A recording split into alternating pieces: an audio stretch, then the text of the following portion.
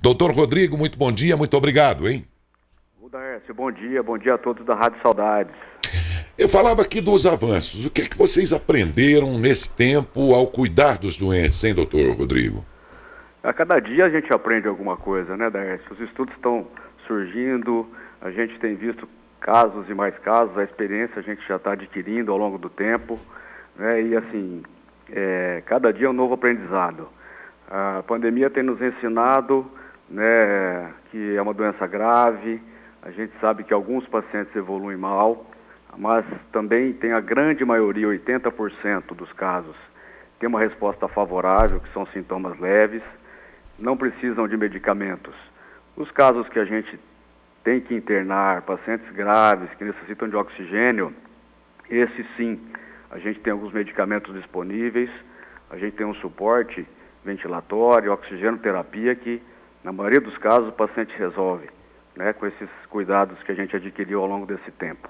As medicações têm dado resultado no sentido de interromper todo um processo de sintomas? Isso depende muito de cada organismo, né? O vírus, quando instalado no nosso organismo, dependendo da reação individual de cada um, isso inclui idade, isso inclui comorbidades, pacientes obesos, pacientes hipertensos, diabéticos, dislipidêmicos, aqueles que têm colesterol alto. A gente sabe que tem uma tendência a evoluir pior, né? Nesses casos, a gente tem essas orientações de um tratamento talvez mais vigilante nesse primeiro momento, né? E os cuidados são diários. Os pacientes que estão em acompanhamento, a gente tem que ter essa evolução praticamente diária e até o fim do ciclo do vírus.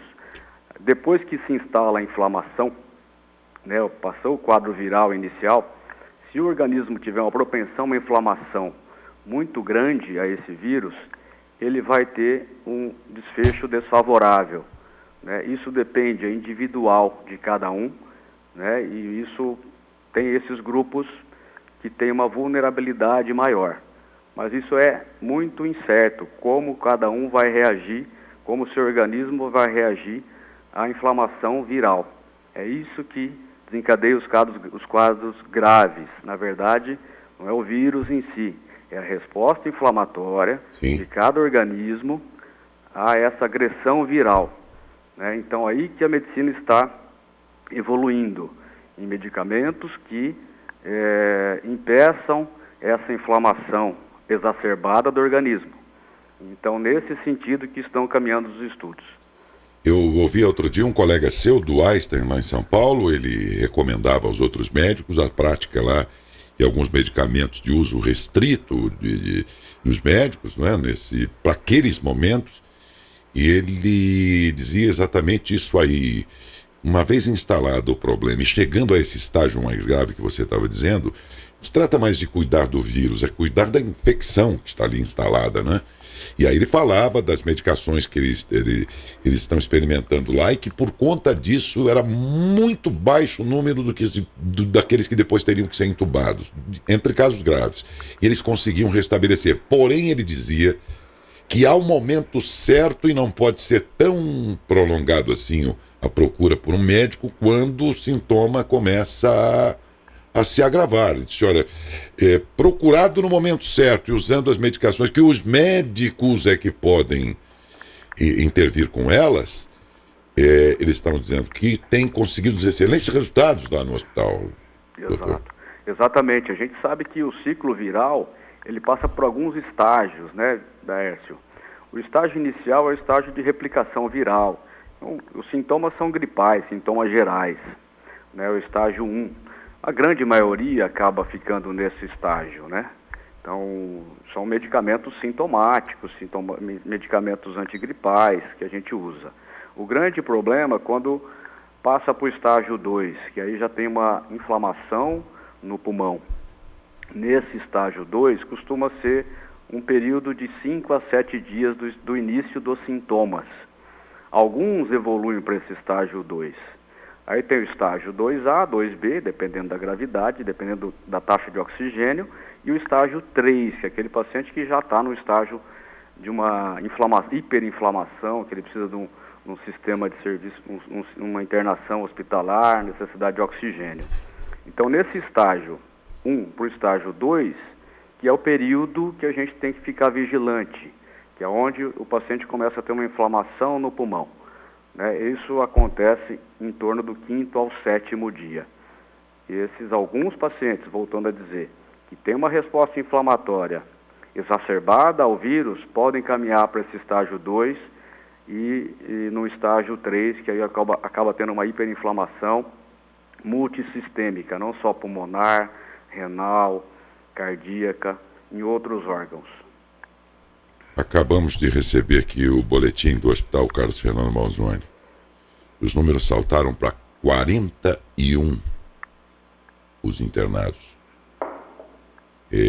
Dia a dia, isso tem acontecido sistematicamente nos últimos 10 dias. Chegamos ao ponto mais sério, comprometedor da estrutura de atendimento comparada à necessidade dos pacientes. É verdade que tem lá uma parte que vem de outras cidades, mas sempre foi assim também, nunca chegamos a esse número. 41 internados. Doutor, são números que confirmam a preocupação que vocês têm manifestado nos últimos tempos, né, doutor? A gente tem observado. A gente teve aquela primeira onda de julho e agosto, e também o número de casos foi muito grande. E essa segunda onda parece que está tendo até um incremento daquela primeira onda. Está sendo até pior, parece que tem tido casos, pacientes mais novos que não te contraíram a doença lá atrás, estão tendo agora, né? A gente tem tido perdas, né, próximas que impactaram a todos nós, e a gente tem lutado e tem visto que realmente é um problema sério, um problema grave, que a gente tem que ter todo o cuidado, voltando às medidas lá atrás de distanciamento, uso de máscara. Isso ainda é o que tem de mais preventivo para que se faça. Depois que o vírus se instala, foi o que a gente comentou, Daércio. Isso depende de cada reação, de cada um. A gente não sabe como cada um vai evoluir, né? Então, nesse momento, é um momento de rever os conceitos, manter o distanciamento, fazer esse seguimento desse distanciamento e, infelizmente, alguns setores vão ser prejudicados, mas a gente está vendo que o sistema em Matão está em colapso, né?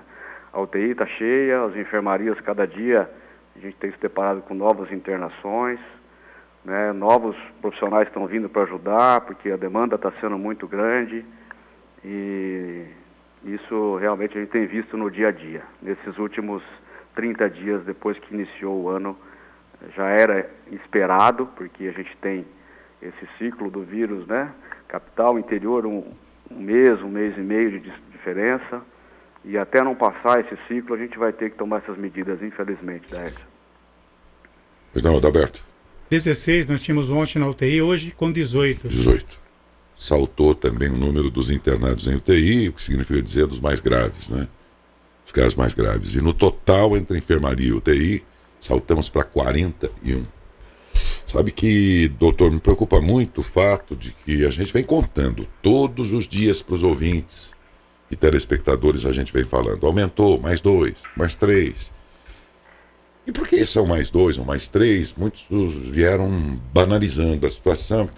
Isso aí. Isso aí que há 15 dias atrás nós tínhamos 8, 10. Estamos com 41. Se a gente começar a achar que isso é normal, daqui a uns dias vão ter 100. Nem temos para isso leitos, né? Mas se amanhã a gente dizer que é 100, vamos continuar achando que isso é normal? Não podemos banalizar, são números muito sérios, viu, gente? Muito sérios. Muito sérios. E, enfim. Doutor, uma coisa que me intriga, eu acho que a vocês também, né? Eu sei que tem grupos de estudos no mundo inteiro tentando entender. Por que tem pessoas que não pegam?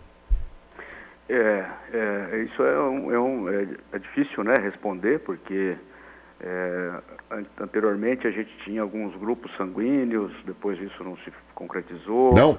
Tem não, porque a gente tem visto também grupos sanguíneos que eram protegidos, entre aspas, adquirindo a doença, sendo internado. Então isso é uma incógnita até hoje, né? Porque havia um predomínio de grupo A no Grupo sanguíneo. Tenderia a evoluir de uma forma mais grave, ter mais sintomas. Isso, e o grupo O era sempre mais leve, era isso, né? Por um tempo foi pensado, depois isso não está tendo mais um valor científico tão importante.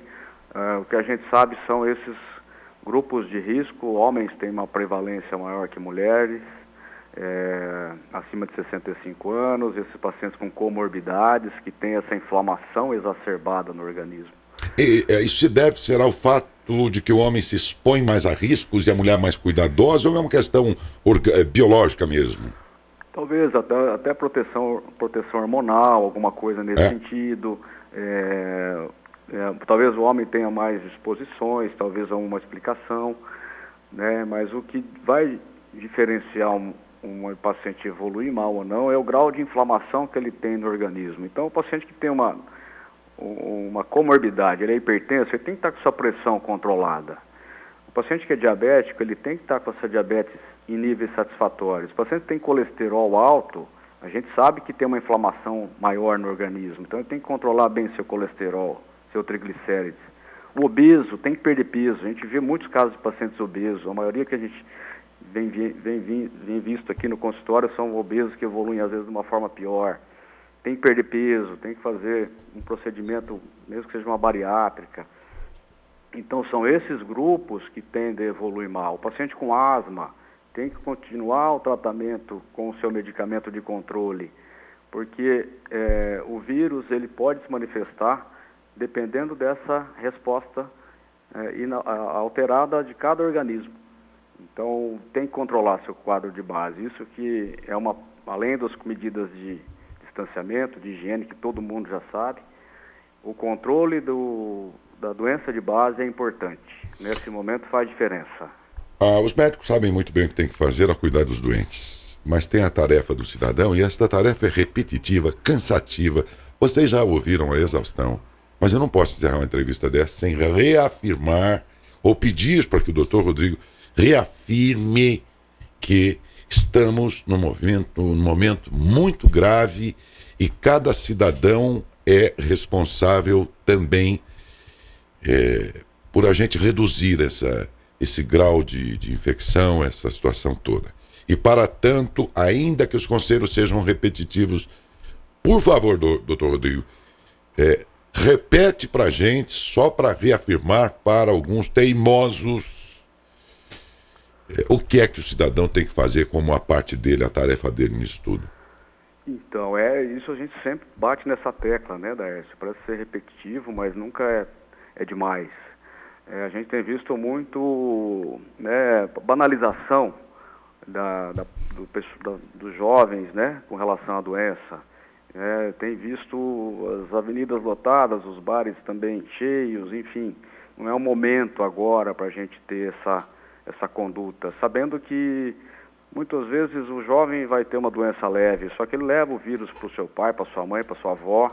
Isso a gente tem visto muito, né? E eles evoluem de uma forma pior por essas comorbidades que ele tem, por a idade que ele já tem, a inflamação do organismo é muito maior. Então, é um momento de reflexão, um momento da gente ter esse cuidado redobrado, evitar festas, evitar aglomerações, nunca é demais. Agora, logo nós poderemos fazer isso, né? E os idosos evitem, né, sair para não terem contato com vírus, né? Essas são as orientações. Álcool e distanciamento social é uma medida, nesse momento, até esse sistema de saúde começar a absorver os casos de uma forma que todo mundo vai ter o acesso se precisar, porque hoje não sabemos até quando o hospital vai conseguir comportar, né? Então temos que ter essa reflexão e evitar aglomerações, evitar abusos, confraternizações nesse momento é o recado. Eu acho que isso que a gente tem visto por esse momento, acho que foi isso que desencadeou desde o final do ano até agora essas festividades que vem trazendo essa segunda onda. Parece que foi um gatilho. Isso já estava previsto, foi falado exaustivamente e parece que, né, as pessoas têm que ver para quê? Para crer, né? Infelizmente é assim. Doutor, muito obrigado ao senhor mais uma vez pela contribuição, coisa que o senhor tem feito ao longo de toda essa pandemia, com muita gentileza aqui para nós. Muito obrigado, bom dia, doutor. Obrigado, Aécio. Obrigado a todos. Obrigado ao senhor.